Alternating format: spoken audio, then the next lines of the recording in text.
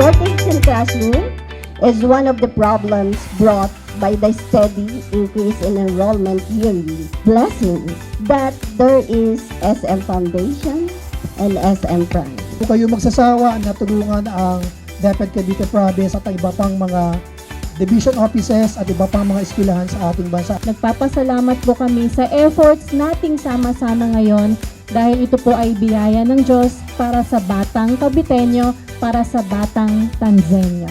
Our 2056 pupils warmly and wholeheartedly welcome you here in our school.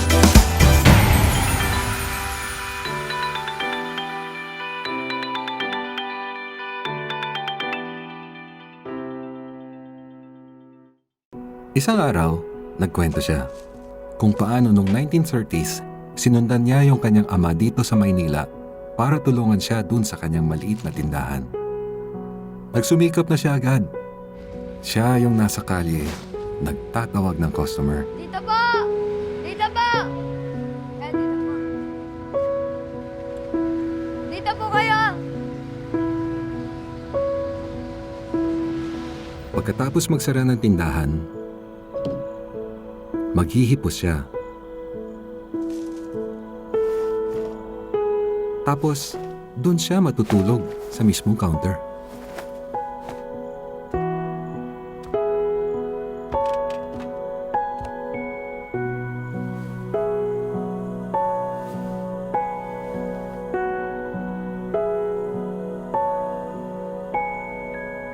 Minsan daw, pag gabing-gabi na, aakyat siya sa bubungan. Di mapakali, titingin sa paligid, titingala sa mga tala. Pero, nung dumating na ang giyera, naubos lahat. Kahit wala nang natira sa negosyo nila, malakas pa ring mangarap si Tatang. Sabi nga niya, you have to start from the ground up. Simple lang yung pangarap niya nun. Shoes for every Filipino. Kasi nga naman, maraming mga Pinoy na walang sapatos pagkatapos ng giyera. At simple lang din ang paraan ni Tatang. Sipag, tiyaga. Yun ang turo niya sa amin. At tuloy-tuloy lang ang pangarap niya. Nung may mga properties na siya, isasama ka niya dun. Maglilibot kayo. Kahit hating gabi, 2:00 ng umaga, sabi niya, ito na ang pangarap ko para sa Pilipino. Yan, si Tatang.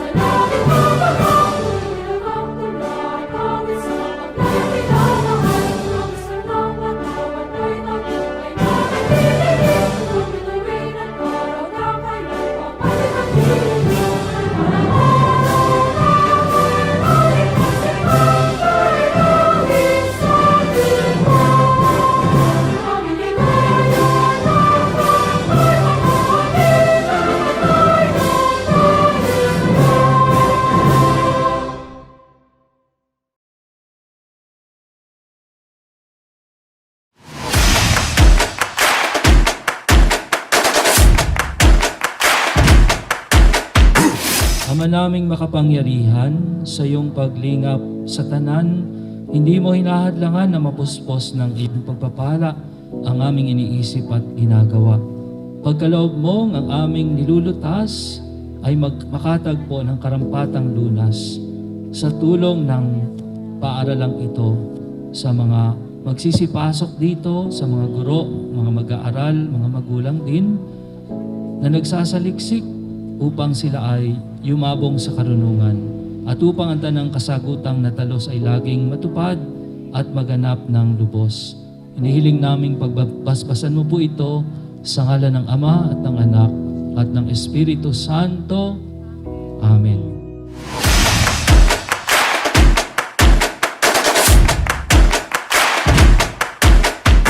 Wow! It was only in July when we had the groundbreaking ceremony. How excited the whole Punta ES community to see the rise of the building then. But today, the more excited we are. It's the ceremonial turnover. Time to say, we've got it all from SM. This partnership is a great support in the DepEd's aim of providing classrooms conducive to learning. Pre-pandemic, grades 1 and 2 held shifting classes. 4 sections utilized the covered court as their classroom. Now, with these fully furnished classrooms, comes face-to-face mode of teaching. They will certainly enjoy the comfort of learning.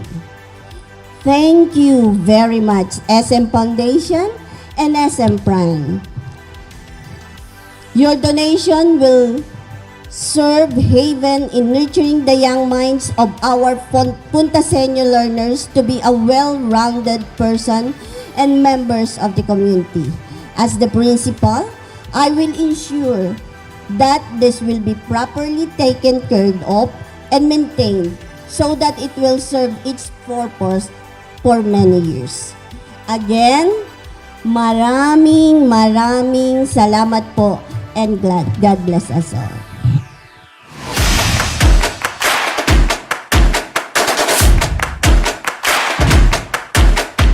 It is a great delight to join today to witness and to be part of this meaningful school building turnover ceremony by SM Foundation to Punta Elementary School here in Tanza, Cavite.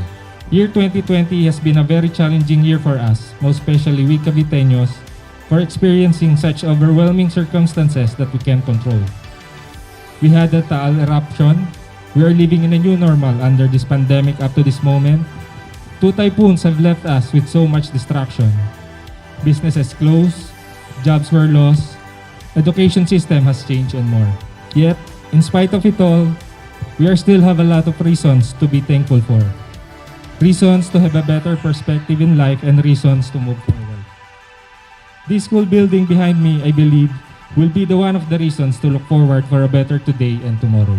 Our founder, Henry Tatang C. Sr. and the whole SM believe in the power of education. And that education is a great investment for the future. That is why I am very proud that I am part of the SM family, who never stops helping the community through SM Foundation. At the same time, I am very happy and grateful as one of the Tanzanians here today that Punta Elementary School is the 101st beneficiary of the full furnished 2-story 4-classroom school building.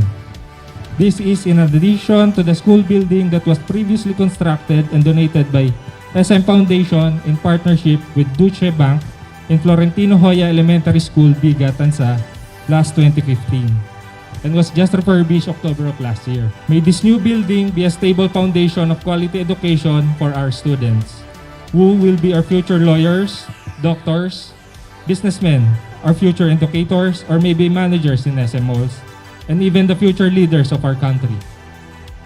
With this, on behalf of the management of the soon-to-rise SM City Tanza, it is my privilege to acknowledge SM Foundation for accomplishing another successful school building project. And congratulations to the teachers and students of Punta Elementary School. Again, a pleasant morning to everyone and see you all soon in SM City Tansa. Thank you.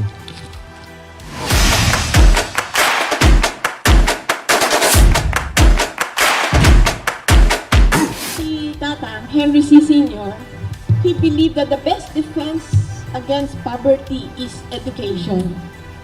And all of us in the foundation will always make education a priority. You know? But then indeed, in this one, special ito, because of COVID, that's why many people were discouraging us to continue. So nung napili na namin itong school na to, you know, when all from the 5 schools that we went, you know, na-ocular namin, tinignan namin availability of space, tapos kung ano pa yung mga kailangan ng mga engineers, no? Kasi from SMEDD yan, dalawang yung engineers namin yan eh. So, when we decided na dito na talaga, dito, people in Manila were already discouraging us because of COVID pandemic. Sayang lang yung pera, baka hindi matapos yung building, baka sayang yung gano'n, no? But then, when the 4 of us met, sabi, kaya ba natin to? Lima pala kami. Kaya ba natin to? And then sabi, kaya natin. So, ang target ko dito was really end of the year. Last ito dapat eh. Ang ginawa ni Alvin, tayo mauuna. Tayo mag-uunang mag-turn over this year. We will be 101, I will tell you, para malaman mo kung paano ako mag-support sa school building program. That inspired me. And then I remember, kaya nga nilagay ko itong mural na yan, na ginawa ni Engineer Brian, ha? Remember? Engineer Brian was the one who designed that. Sabi ni Tatang, you have a dream, whether big or small, and be very determined to achieve your goals. Yun na yun. Napakalaki ng aming dream na matayo itong building na to. It was a big challenge. This is a miracle building because COVID was our enemy. Lahat kayo mga teachers, bilib ako sa inyo, meron silang mga sarili-sariling mga talents. All of you. And I saw it. Iba-iba. SM through SM Prime. Kami sa SM Foundation, ang mga workhorse, ang SM School Building Team. Ito ang regalo sa inyong pamaskong handog panghabang buhay. Salamat!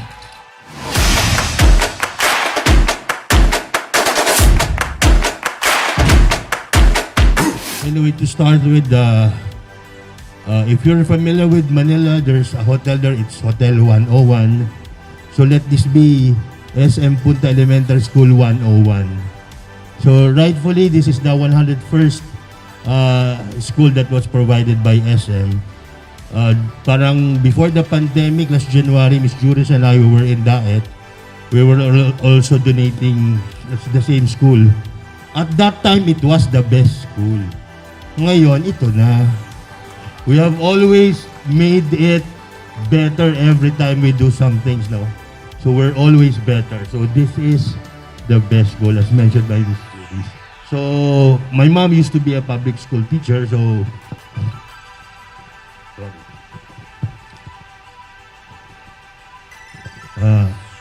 nawawala ako pag nasabi ko. So my mom is 82 years old right now. So lahat kami ang product of hard. Grade 2 ang mag-aaral dito. So this is the basic, most of the basic education na magagaling dito. So someday, I hope, hopefully they'll be like us also working professionally. So the kayo talaga yung key doon. Ano? So with that, thank you very much again. And God bless everybody and good morning.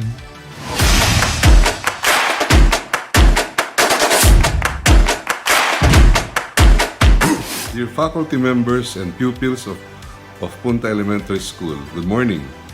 It was only a few months ago when we had the groundbreaking ceremony of this school building. Thanks to our partner, SM Prime, we are now formally turning over this newly built 2-story 4-classroom building. This will be utilized by grade 2 pupils once the threat of COVID-19 subsides.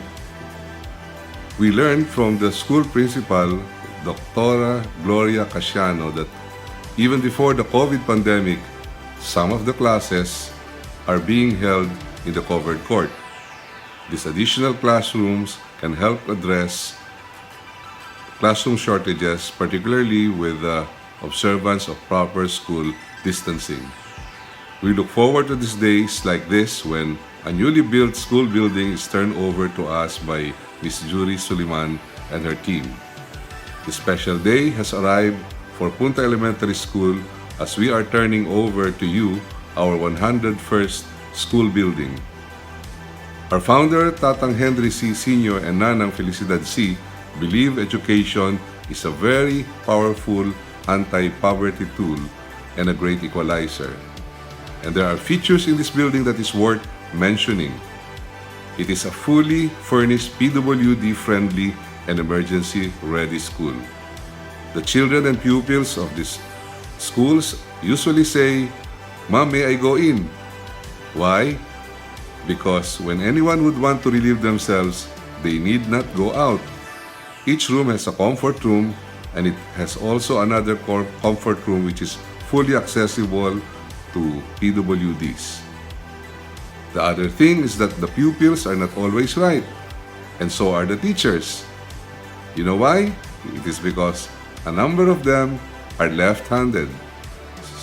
So for them, we are providing left-handed armchairs. The SM Foundation has tapped the members of the Foundation of Disabled Persons to make the teachers' desk sets and student armchairs. Other amenities include a library hub, a guidance counseling room, a clinic where pupils can be given first aid treatment or be separated safely at an early onset or symptoms of an illness. A 10-faucet hand washing area was also built to promote good hygiene through proper hand washing, which can actually help prevent the spread of harmful viruses and disease. And last but not the least, Punta Elementary School has a 50-year-old tree that stands in the campus. To promote the culture of environmental conservation and preservation, SM Foundation has developed the area into a study garden or green space. And we did that by putting 4 tables and 8 benches around the tree that the children can use as an additional learning area. SM Foundation, through the school building program, is also an active partner of the Department of Education's Adopt a School program. And finally, apart from building schools, SM Foundation also have scholarship programs for college and technical vocational courses. We want to see some graduates from Punta qualifying for SM scholarships sometime soon. Let me end by wishing you all an advanced Merry Christmas and a brighter New Year. God bless all of you. Thank you.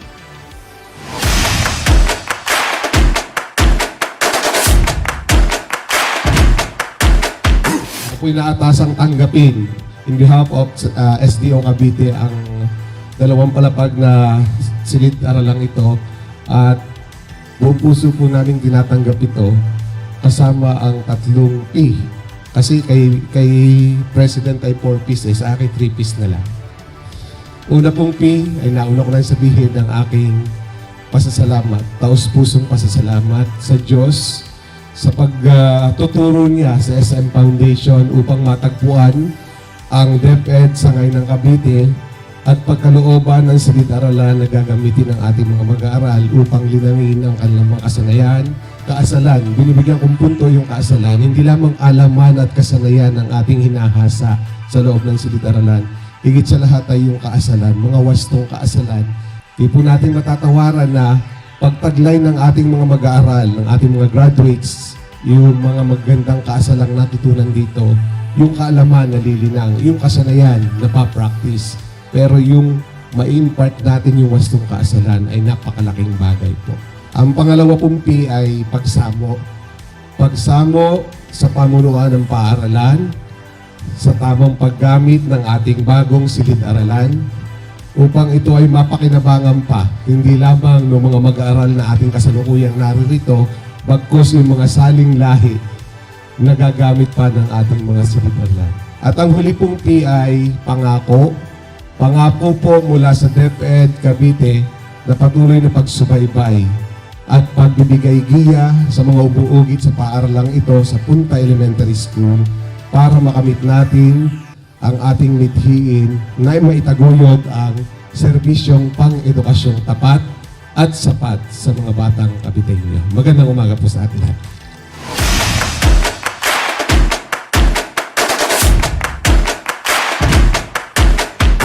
Nakita natin, ginagawa pa lang ang SM Mall, pero ang biyaya mula sa SM agad ay naandito na. Ito ho, sa pamamagitan, 2-story building, 4 classroom. Maraming salamat ho sa SM Group. Mabuenas talaga ho ang bayan ng Tansa. Bagamat dumadanas tayo sa mga paghamon, tuloy-tuloy ho ang biyaya dumarating ho sa ating bayan. Nakita ko kasi nga, kumpleto na. Sabi ko, wala nang hihingin ang mga teachers. Pero yun nga ho ang napansin ko, parang walang TV. Sige ho, pag pwede na face-to-face, papalagyan natin ng TV. Ang pamahalang bayan ho ay laging nakasuporta sa DepEd. Kaya ang laking pasasalamat ko ho. Talagang napakaganda, kumpleto ang building na pagkaloob ho sa atin ng SM Prime at ng SM Foundation. Palakpakan ho natin ang SM. In behalf naman ho ng mga mamamayan ng Bayan ng Tansa, ipinapabot po namin ang aming pasasalamat sa SM Group. SM Prime, SM Foundation. Maraming salamat po.